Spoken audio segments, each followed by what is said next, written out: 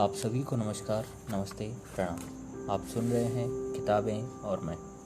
यहाँ आपको सुनने को मिलेंगे प्रसिद्ध लेखकों के बेहतरीन उपन्यास, नाटक और कहानियाँ। तो बने रहिए मेरे यानी लवेश कुमावत के साथ और सुनते रहिए किताबें और मैं। आज मैं आपको सुनाने जा रहा हूँ रविंद्रनाथ टैगोर की लिखी कहानी जादू का खेल। कुसुमी ने अपने दादाजी से पूछा, अच्छा दादाजी, हमने सुना है कि कभी आपने बड़ी बड़ी बातों के बारे में बड़ी बड़ी पोथियां रची थी। जिंदगी में अनेक बुरे काम किए हैं, उन्हें स्वीकार तो करना ही पड़ेगा। भारत चंद्र ने कहा, बहुत ज़्यादा बातें करते जो लोग, बहुत ज़्यादा झूठों का उनको रोक। बाबा, मुझे यह अच्छा नहीं लगता कि मैं आपका वक्त बर्बाद कर देती हूँ। वक्त बर्बाद करने के लिए उपयुक्त आदमी तकदीर वालों के पास ही मिलते हैं, तो मैं ही उसी आपकी वह उपयुक्त व्यक्ति हूँ। मेरी तकदीर अच्छी थी कि मिल गई, अन्यथा तलाश करने पर भी नहीं मिलती। आपसे बहुत ज़्यादा बचपना करती हूँ। देखो, इतने इतने दिनों मैंने गंभीरता के वस्त्र धारण कर बिताए हैं और सम्मान भी बहुत पाया है। अब तुम्हारे शासन में पहुंचकर बचपन के ढीले ढाले वस्त्र धारण किए तो जान लो कि विश्वास के पल मिले हैं। वक्त बर्बाद करने की बात क्या करती हो बिटिया? एक वक्त ऐसा था कि वक्त बर्बादी के लिए मुझे तनिक भी अवकाश नहीं मिल पाता था। उस वक्त मैं समय के पराधीन था। आज मैंने उस गुलामी से छुटकारा पा लिया है। अब जो थोड़े बहुत दिन रहे हैं वे आराम के साथ गुजर जाएंगे। बचपना करने को संगाती पाकर लंबी चौड़ी आराम कुर्सी पर पैर फैलाकर बैठा हूँ। जो मेरे मन में आएगा कहता चलूँगा। उसके लिए किसी के सामने सिर खुजलाकर इजाज़त नहीं चाहनी होगी। इस बचपने के जोश में ही आप जो मन में आता है आकाशी बातें करते हो। बिटिया रानी, ऐसी कौन सी बात बनाई? जैसे आपके इन हरीशचंद्र हालदार साहब की बात। ऐसा बिगड़ेल शिरडी आदमी भी कहीं होता है? देखो बिटिया, कभी कभी ऐसे प्राणी भी जन्म ले लेते हैं जिनके अंग अजीब गरीब तथा टेढ़े मेढ़े होते हैं। मेरे जादूगर में हरीशचंद्र हालदार भी इसी प्रकार तशरीफ लाए थे। उनसे मिलकर आपको बेहद प्रसन्नता हुई थी? हाँ, हुई तो थी। उस वक्त तुम्हारी ईरू मौसी अपने पति के घर जा चुकी थी। मेरी बोलती बंद करने वाला कोई नहीं रहा था। ऐसे वक्त में हरीशचंद्र हालदार ने कदम रखे थे। पूरे सिर पर एक भी बाल न था।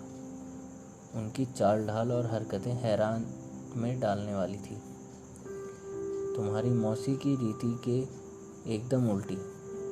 एक दिन तुम्हारी मौसी ने जटाई बुढ़िया की बात सुनाई थी। जटाई बुढ़िया के साथ अमावस की अंधेरी रातों में ही मुलाकात हो सकती थी। जटाई चांद पर बैठकर चरखा चलाया करती थी। वह चरखा अधिक दिन तक नहीं चल पाया। ठीक ऐसे ही वक्त प्रोफेसर हरीशचंद्र हालदार आए। प्रोफेसर की पदवी उन्होंने अपने नाम के आगे खुद से लगाई थी।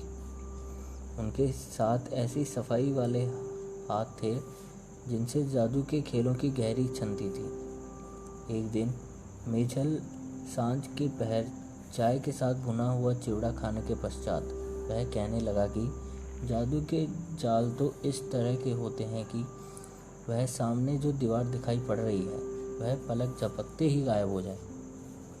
पंचानन ने अपनी सफाचट खोपड़ी पर हाथ फेरते हुए कहा, यह विद्या कभी थी तो सही, हमारे मुनियों को ज्ञान था। सुनते ही हरीशचंद्र को क्रोध चढ़ाया और टेबल पर मुक्का मारकर कहने लगा, अरे रहने भी दो तुम्हारे मुनियों को, राक्षस पिशाचों को और भूत प्रेतों को। पंचानन ने फिर सवाल किया, तो आप क्या मानते हैं? प्रोफेसर हरीश ने संक्षिप्त सा जवाब दिया, द्रव्य गुण। हमने उत्कंठा के साथ सवाल किया, भाई यह द्रव्य गुण क्या होता है?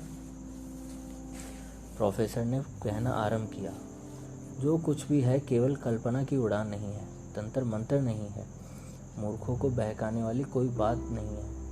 हम जानने के लिए जिद करने लगे, आप बताते क्यों नहीं कि वह द्रव्य गुण क्या भला है? प्रोफेसर ने समझाना शुरू किया, रुकिए अभी समझाता हूँ। आग है तो बहुत अचरज की वस्तु। किंतु उन मुनियों की बात पर आग नहीं जला करती। उस आग को जलाने के लिए ईंधन की आवश्यकता होती है। हमारा जादू भी ठीक वैसा ही है। इसके लिए 7-7 साल तक निराहार रहकर कोई कठोर तप नहीं करना पड़ता। इसके लिए तो केवल द्रव्य गुण की जो जानकारी कर लेना पर्याप्त होता है। जानकारी हो जाने पर जो चाहे वही जादू के खेल दिखा सकता है। आप भी कर सकते हो, मैं भी कर सकता हूँ। प्रोफेसर, क्या कह रहे हो? इस दीवार को हम भी गायब कर सकते हैं। क्यों नहीं? इसमें जंतर मंतर पढ़ने की ज़रूरत नहीं है। ज़रूरत है केवल माल मसाले की। बिटिया, मैंने प्रोफेसर से कहा, बता भी दीजिए इसके लिए क्या क्या माल मसाला चाहिए। अभी कहता हूँ। कोई खास वस्तु की आवश्यकता नहीं है, केवल विलायती अमड़े की एक गुठली और सिलवट्टा। मैंने कहा, यह तो बहुत ही सहज बात है। अमड़े की गुठली और सिलवट्टा अभी ला देता हूँ, तुम इस दीवार को गायब करके बताना। प्रोफेसर ने कहा, अमड़ का पेड़ ठीक 8 साल 7 महीने का होना चाहिए। उसका अंकुर कृष्ण पक्ष की 12 को चांद निकलने के ठीक कुछ समय पहले का फूटा होना चाहिए और उनकी यह जन्म तिथि शुक्रवार को पहर भर रात रहे से पड़ी होनी चाहिए। शुक्रवार को यदि 19 अगहन का न रहा तो बेकार होगा। विचार समझकर देख लो। इसमें कहीं भूल चूक का धोखा हो गया तो ठीक नहीं होगा। दिन, पहर, तिथि, मिति सब कुछ बंदे बनाए हैं। हमने विचार किया। बात तो सुनने में बड़ी बेलगाम मालूम होती है। बूढ़े माली को ऐसा मुहूर्त की गुठली की खोज में लगा देने का निश्चय किया। प्रोफेसर हरीश ने कहा, एक मामूली सी शर्त, सिलवट्टा छगलशेश्वर पर्वत की चट्टान का ही हो, जिसे लामाओं द्वारा कलिम्पोंग के बाजार में बेचने के लिए लाया गया हो। पंचानन ने अपनी सफाचट खोपड़ी पर हाथ फेरते हुए कहा, मामला तो बहुत कठिन मालूम होता है। प्रोफेसर ने कहा, इसमें उलझन क्या है? खोज की जाए तो ऐसी चीज़ जिसका पता न लगा सके। मैंने मन ही मन निश्चय किया, मैं ये सभी वस्तुएं खोज कर लाऊंगा।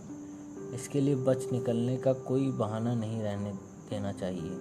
मैंने प्रोफेसर से पूछा, उसके बाद क्या करना होगा? उस सिलबट्टे का क्या करेंगे? रुकिए, अभी एक छोटी सी बात और है।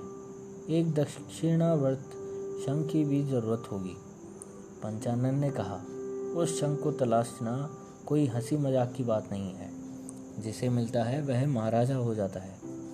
ये महाराजा नहीं, गधे का सींग हो जाता है। शंख शंख ही है, उसे अपनी बंगाली में शांख कहा जाता है। उस शंख को अमड़े की गुठली से सिलकर घिसना होगा। घिसते घिसते गुठली का नाम भी नहीं बचेगा और शंख का निशान भी नहीं रहेगा। सिल और शंख दोनों मिलकर चटनी की तरह हो जाएंगे। बस द्रव्य तैयार। उस द्रव्य का लेप दीवार पर लगा दीजिए, जो आगे कुछ भी करने की ज़रूरत नहीं है। इसी को द्रव्य गुण कहा जाता है। आप यह तो जानते ही हैं कि द्रव्य गुण से दीवार बनी हुई है, किसी मंत्र जंतर के बल पर नहीं। यह दीवार द्रव्य गुण से उड़ जाएगी, धुआं की तरह उड़ती ही दिखाई देगी। इसमें कोई अचरज की बात नहीं है। मैंने कहा, बात तो बिल्कुल सच लगती है। पंचानन बाएं हाथ में मुक्का लिए था, दाएं हाथ में गंजी खोपड़ी पर फेरने लगा। हमारी तलाश का कोई फल नहीं निकलने के कारण यह साधारण सी बात साबित होने से रह गई। इतने दिनों के पश्चात यह अनुभव था कि ईरू के मंत्र जंतर, राजमहल आदि सभी मनगढ़ंत बातें थी। प्रोफेसर महोदय के द्रव्य गुण में किसी भी प्रकार की ठग विद्या का यहाँ धोखा नहीं दिखाई दे रहा था।